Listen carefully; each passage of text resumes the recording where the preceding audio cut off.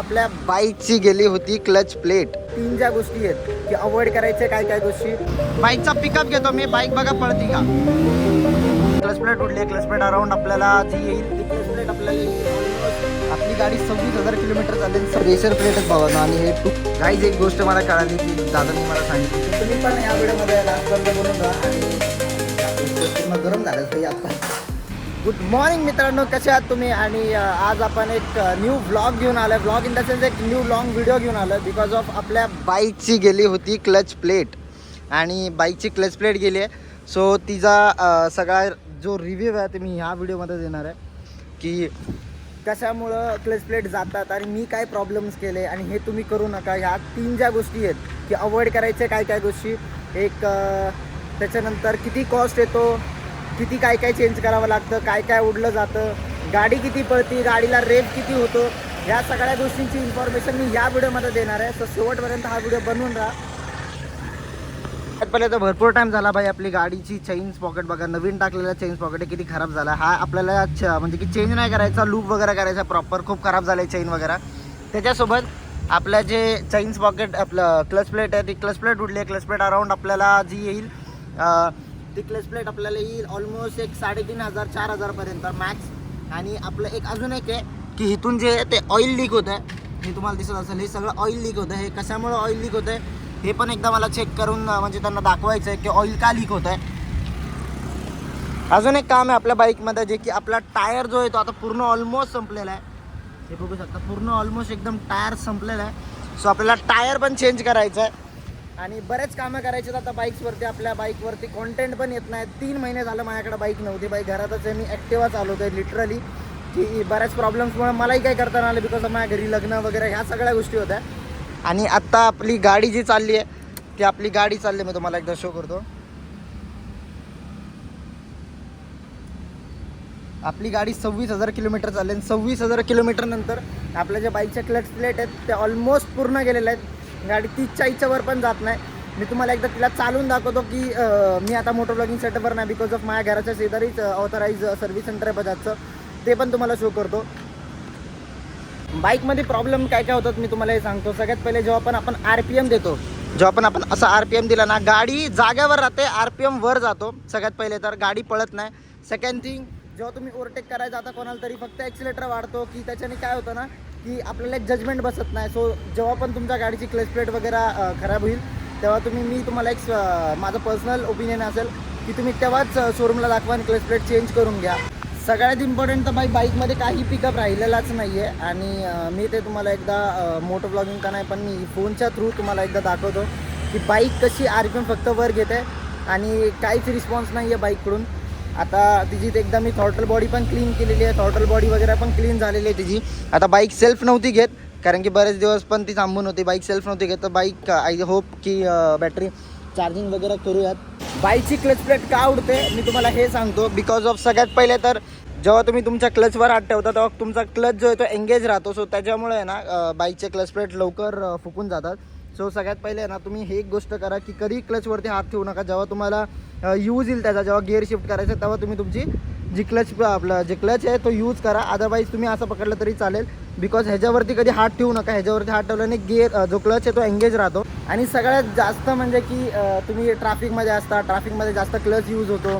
So तेव्हा पण खूप जास्त क्लच प्लेट उडायचे चान्सेस राहतात. आणि जेव्हा तुम्ही बाईक नवीन घेता तेव्हा एवढा प्रॉब्लेम तर होत नाही. पण त्याच्यानंतर जसं डेली यूज करता तुम्ही ट्रॅफिक वगैरे या सीन्समध्ये आणि आपल्या पुण्याचं ट्रॅफिक तुम्हाला तर माहितीच आहे. आणि त्याच्यामध्ये काही न करता आपण फक्त रेप करतो कधी कधी शो ऑफसाठी.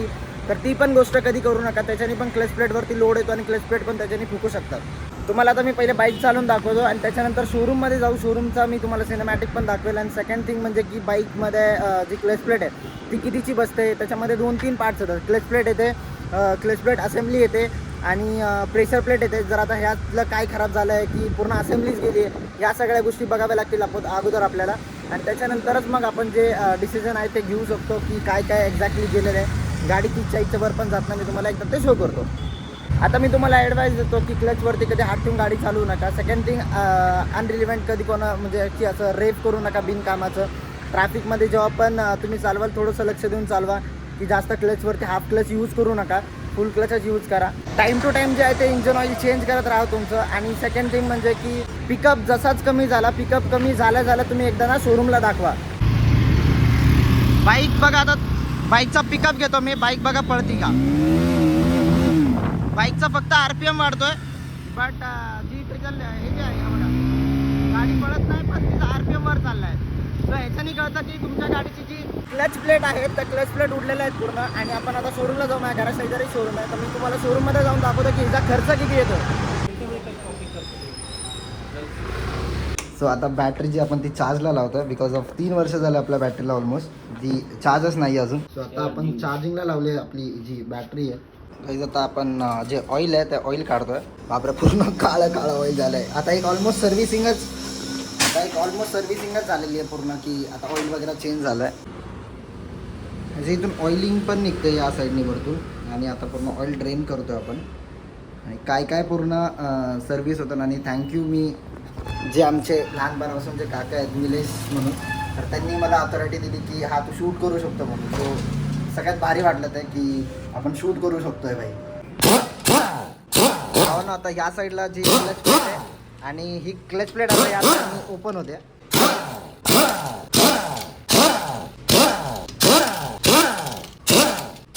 आपण त्यासोबत हे पण क्या बोलतो इसको, फिल्टर ना, ऑइल फिल्टर पण आपण चेंज करतोय ह्यासोबतच. आता हा ऑइल फिल्टर पण आपण नवीन टाकणार आहे. बिकॉज ऑफ आपण ऑइल चेंज करतोय, तो जो ऑइल आहे ऑइल पण आपल्याला चेंज करतोय. त्याच्यामुळे आपण जे ऑइल फिल्टर पण आपण चेंज करतोय. जेवढं पण काही म्हणजे ही बेसिक सर्व्हिसिंगच हो गई आहे पुरा देखा जातं ना. सर्व्हिसिंग पण झाली. आणि त्याच्यानंतर ऑइल बघू शकता किती खतरनाक ब्लॅक आहे एकदम. बापरे, पुरा चिकट आहे. पूर्ण एकदम चिखलासारखं एकदम पूर्ण पाणी येत आहे, ऑइल निघत आहे, सॉरी पाणीच म्हणतं. तर आपण चेक करूयात सगळ्या गोष्टी. त्या ती जी क्लच वायर पण आहे ना ती पण चेक करायची असते. जो ही गोष्ट पण तुम्ही लक्षात ठेवा की आपल्याला क्लचची वायर पण ती आहे ती चेंज करायची.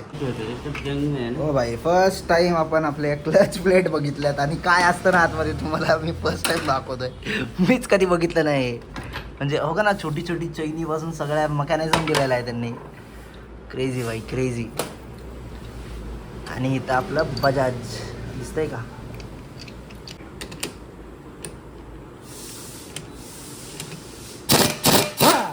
मतलब इजी है थोड़ा निकालना है ना इसको. ये इजी है, पल्सर का नहीं.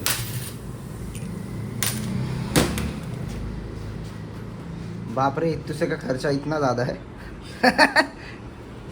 गाईज एक गोष्ट मला कळाली की दादांनी मला सांगितलं की ही जी असतं ना हे 23 वगैरे हे 2023चं आहे हे. 23. हां, एक्झॅक्टली राईट. बरोबर. आणि ही तेच आहे 2023मध्येच आपण आपली बाईक घेतलेली. आज 3 वर्ष कंप्लीट झाली. 2026. 8वां महीना. हाँ, 8वां महीना बघा. एक 8 मतलब 8वां महीना ना. और ये 2023 7वें महीने में 13 तारीख. जी. अच्छा. तो भाई फर्स्ट टाइम ऑयल. हाँ, भैया ने भी मतलब बहुत सारी चीज़ें मेरे को बता रहा है. सो मेरे को भी, और मेरे को तो नहीं पर मेरे को भी पता चल रहा है उस चीज़ से. और बहुत सारे लोगों को भी है जो वो पता चलेगा कि कब अपना मतलब चेंज हुआ था, कब का वो मॉडल है, मॉड्यूल है, वो सारी.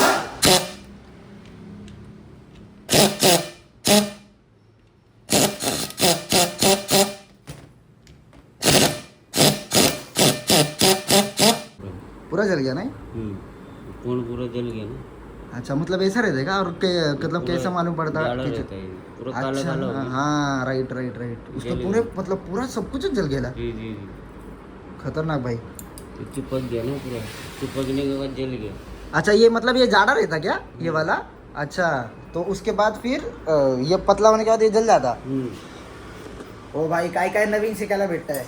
सो तुम्ही पण ह्या व्हिडिओमध्ये लास्टपर्यंत बनून राहा. आणि मी तुम्हाला तुमच्या क्लच प्लेट जे आहेत त्या तुम्हाला दाखवतोय. आणि ह्या क्लच प्लेट पूर्ण गरम झाल्यात भाई आता. मी इथंच घरातून साईडला आलोय फक्त. आव्हानं ह्या ज्या असतात ह्या प्रेशर प्लेट आहेत. आणि हे त्याच्यामध्ये एक क्लच प्लेट आता एक ये आता ना, एक क्लच प्लेट एक ये. हां, तो म्हणजे एक अल्टरनेट असतं हे की एक प्रेशर प्लेट आणि एक क्लच प्लेट असं एक अल्टरनेट कॉम्बो असून त्याच्यानंतर पूर्ण जाऊन होतं ते क्लच असेंब्ली पूर्ण क्रिएट होते.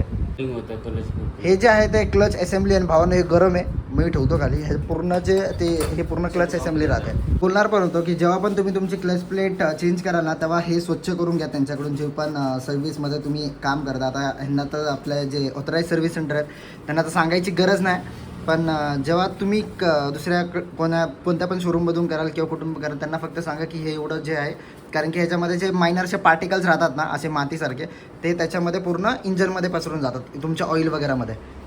जसं की आता माझ्याकडून चुकलं की मी ऑइल टाईमवर चेंज नाही केलं, त्याच्यामुळे ही पूर्ण मातीसारखं झालं आहे. आणि सो हे जे जेव्हा तुम्ही चेंज नाही करणार ना ते पूर्ण एकदम मातीसारखं होऊन जाईल. तर तुम्ही जेवढं पण आहे ना, तुम्ही एक कितने किलोमीटर्स पे ऑलमोस्ट ऑइल चेंज करना चाहिए? 3000. 3000 ना. 3000वरती जरी तुम्ही ऑइल चेंज जरी केलं ना फक्त, तरी खूप इनफ आहे. आणि खरंच मी तुम्हाला सांगेन 1000 रुपयाचंच ऑइल येतं, काही फरक पण नाही पडत. तर जे ऑइल आहे हां, सो इंजन वगैरे पण चांगलं राहतं, लोड वगैरे पण येत नाही, रिफाईंड तुमचं इंजन राहतं. जेवढं तुम्ही काळजी घ्याल तेवढे ती गाडी तुम्हाला म्हणजे ती गाडी तेवढी लॉंग लास्टिंग चालेल. हे क्लच कवर पॅकिंग आहे आणि ही पण पूर्ण खराब झालेली आहे. असं वाटतंय तिथे तुटतंय पण ती नाही, ती कवर पॅकिंग आहे. तुम्हाला कुठं दिसतंय का? हां, गॅसकिट पॅकिंग ना. हां, ह्याला गॅसकिट पॅकिंग बोललं जातं आणि हे पण चेंज करायचं आहे. आणि हे पण आता आपण चेंज करूयात. प्रेशर प्लेटच भावानं, आणि हे 226चे हे पूर्ण 6 असतात ना ह्याच्यात का. हे 5 प्लेट येतात तुम्हाला प्रेशर प्लेट. त्याच्यानंतर ह्या क्लच प्लेट आहेत आणि ह्या क्लच प्लेट तुम्हाला 6 असतात. ह्याची कॉस्ट 620 आहे.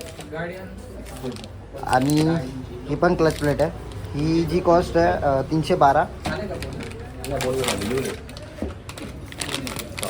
ही क्लच असेंब्ली ना दादा? ही क्लच असेंब्ली ही तुम्हाला 257ला पडत आहे. सो हे आहे, हे क्लच व्हील आणि हे KTMचं आपण यूज करतो याच्यामध्ये. KTM आणि बजाजचं इंजिन बाय सेमच आहे, सो काही डिफरन्स नाही त्याच्यामध्ये. ज्या नवीन क्लच प्लेट आहेत त्या आपण ओपन करतो आहे. नवीन क्लच प्लेट आणि ही प्रेशर प्लेट आहेत 5. ती पूर्ण जी राहते ती असेंब्ली राहते. सगळ्यात पहिले ना त्याला ऑइलमध्ये डीप करतात आणि हे खरंच जेन्युइन लागतंच की ऑइल वगैरे आपण पहिलं डीपमध्ये करायचं. बिकॉज ऑफ ते लुब्रिकेट अच्छे से होता ना फिर. वो ये उड़ता नहीं क्लच प्लेट, स्टार्टिंग करने के बाद उड़ता नहीं, ऑयल में भिगोया तो खराब नहीं होता. आता स्टार्टिंगला जेव्हा आपण भिगवतो ना तेव्हा भाई क्लच प्लेट तर उडायचे चान्सेस कमी राहतात जेव्हा आपण ऑइलमध्ये मिक्स करतो. तर आपण जी क्लचची फिटिंग आहे ती करतो आहे की कशी क्लच फिटिंग करतात प्रॉपर. एक क्लच प्लेट येते, एक प्रेशर प्लेट येते, परत आता एक क्लच प्लेट येईल, एक प्रेशर प्लेट 5 येतात फक्त. आणि ज्या क्लच प्लेट आहेत त्या 6 येतात बिकॉज ऑफ 6 गिअर ट्रान्झॅक्शन आहे आपल्या गाडीचं. ट्रान्झॅक्शन म्हणतो आहे, काय त्याला म्हणतात यार, विसरलो. आता हे आपण फिट करतो एकदम प्रॉपर. आणि हे जे खाचे बनले या खाच्यांमध्ये हे प्रॉपर गेलं पाहिजे.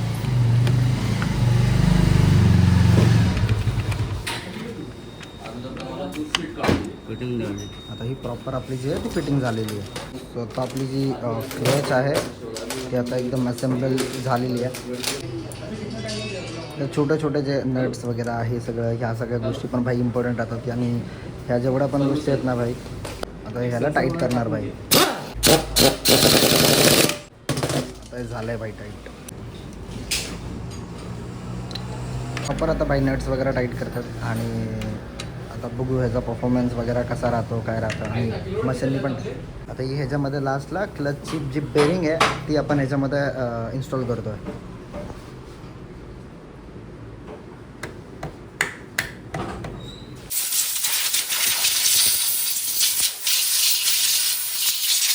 पण तुम्ही क्लच प्लेट चेंज करता तेव्हा ही पण पूर्ण क्लीन करून घ्या. बिकॉज ऑफ ह्याच्यामध्ये ना मायनरचे असे पार्टिकल्स राहतात, जे जळालेले क्लच प्लेटचे पार्टिकल्स आहेत ते मिक्स होतात ऑइलमध्ये.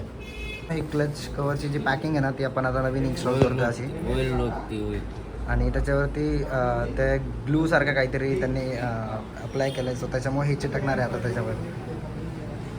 आता हे फिटिंग होत आहे. त्याच्यानंतर पूर्ण क्लचचे जे आपण क्लच यूज करतो त्याच्या जे ॲडजस्ट वगैरे करायचं ह्या सगळ्या गोष्टी पण त्या ॲडजस्ट करून देतील. आता ऑइल फिल्टर पण जो आहे तो 89 रुपीजचा म्हणजे 90 रुपीज समथिंगला आहे, जो आता ह्याच्यामध्ये इन्स्टॉल होईल. त्याचाच ऑइल यूज करतो 2050 10,000 किलोमीटरपर्यंतच होतं का, चालतं काय मॅक्स 5,000 किलोमीटरपर्यंतच चालवा. मी तर त्या पहिले चेंज करला होता. ऑइल फिल्टर आपण इन्स्टॉल करतो त्याच्यामध्ये पाईपमध्ये. ऑलमोस्ट सगळं झालं आहे आणि आता फक्त ऑइल टाकायची बारी. आणि थोडंसं एक्स्ट्रा ऑइल पण आहे 250 ml आणि हे पण ऑइल आहे. सो आपण ते आता ह्याच्यामध्ये इन्स्टॉल करणार आहोत ऑइल. आणि मग आपण परफॉर्मन्स बघू की काय परफॉर्मन्समध्ये डिफरन्स झाला आहे आता.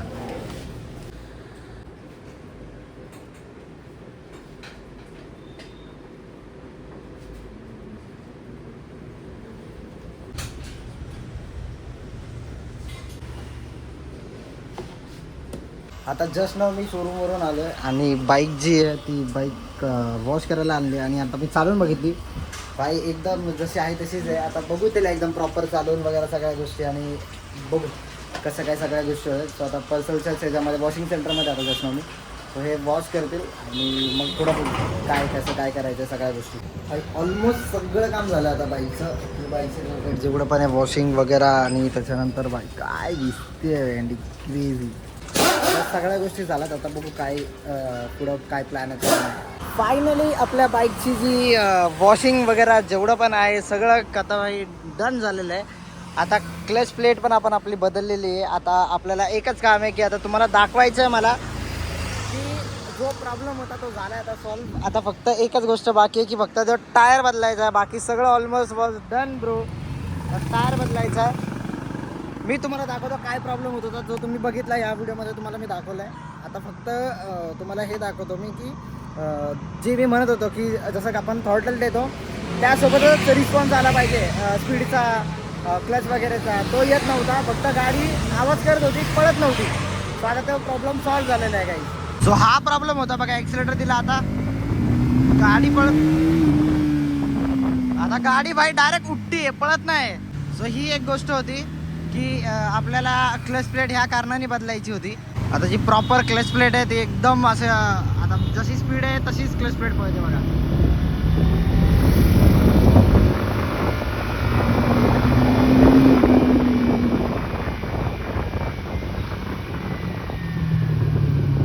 वाईट लिटरली गाडी उठते आता.